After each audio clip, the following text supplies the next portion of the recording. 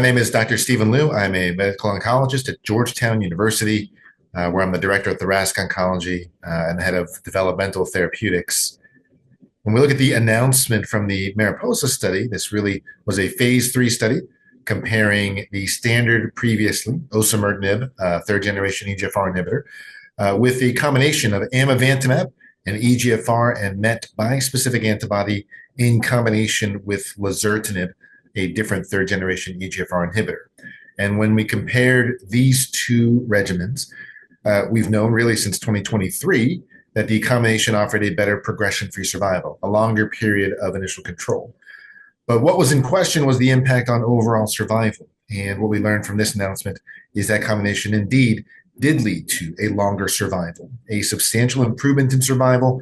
The improvement in the median survival is estimated to be over a year, which is a significant period of time, a significant improvement over our prior standard. We've not yet seen the full data set, and I think that we're still internalizing exactly how to process these data. And we look at osimertinib alone. This has been our standard since the phase 3 FLORA trial showed that osimertinib was superior to first generation inhibitors, and that's been our standard of care since 2018. It has been an embraced standard of care, a very simple therapy, a once daily pill, generally few toxicities, and patients are able to stay out of the hospital and continue living their lives with high qualities of life.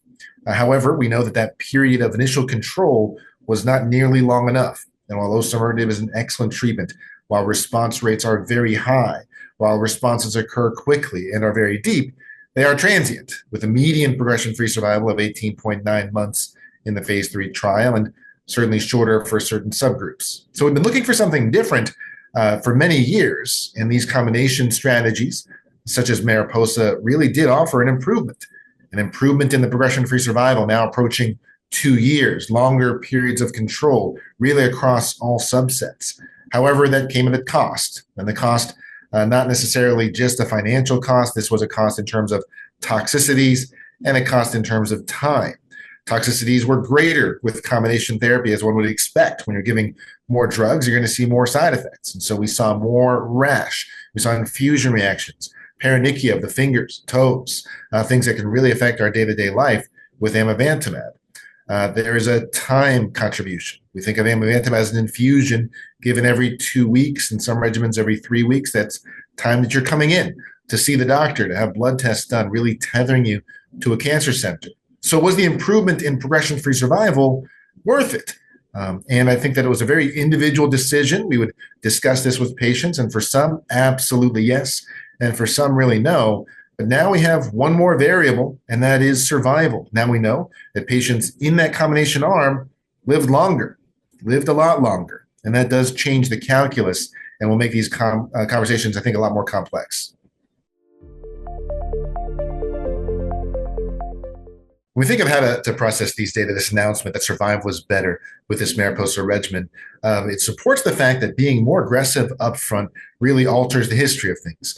We see an improvement in progression-free survival, but as a practicing clinician, we know that that's just one step in the path. And it didn't answer the question, in the overall sequence of treatments, if we were to give amivantamab later, would we be able to sort of make up the difference? Now, these data don't show that, because in the MARIPOSA study, there was not crossover, so we won't have an answer to that specific question. But survival is a hard endpoint and really looks at the treatment sequence in totality. Overall, knowing that patients did receive subsequent therapies, seeing such a significant improvement in survival really gives, I think, a lot of credibility to the fact that being more aggressive up front may pay dividends in the future. I think there's still a lot of unanswered questions in how to really properly leverage that and how to minimize any toxicities or any exposures that we can. If combination therapy is a better approach overall, are there certain subsets where we would see exaggerated or enhanced benefits, where those patients clearly get more benefit from combination therapy? And, inversely, are there some subsets that don't derive as much benefit from combination therapy that maybe can achieve the same long-term outcomes with less toxicity and a better quality of life by using just an oral regimen up front? These are questions that we don't have the answer to and won't for a while, but these are the types of questions that we're asking ourselves every day.